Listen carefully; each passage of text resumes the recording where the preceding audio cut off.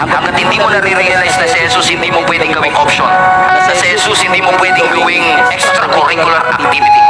Na si Jesus hindi pang-habi. Hanggat hindi mo nare-realize na kailangan mo ng Diyos na hindi mo kayang mabuhay sa mundong ito na wala ang ating Panginoong Jesus, hindi siya magiging totoo sa puso mo. Hindi ka makakawag ng Jesus bilang tagapagligtas hanggat hindi mo nare-realize na ikaw ay makasalanan at wala na pag-asa.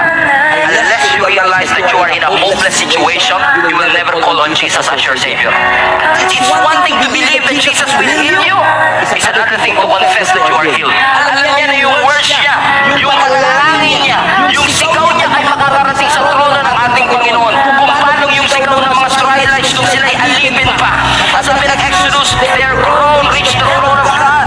Yung kanilang hinaing, yung kanilang sigaw, yung kanilang panalangin ay narinig ng Panginoon. So huwag na huwag niyong iisipin na ang Diyos ay nagbibigay-bigay sa mga panalangin natin because God can hear your prayers.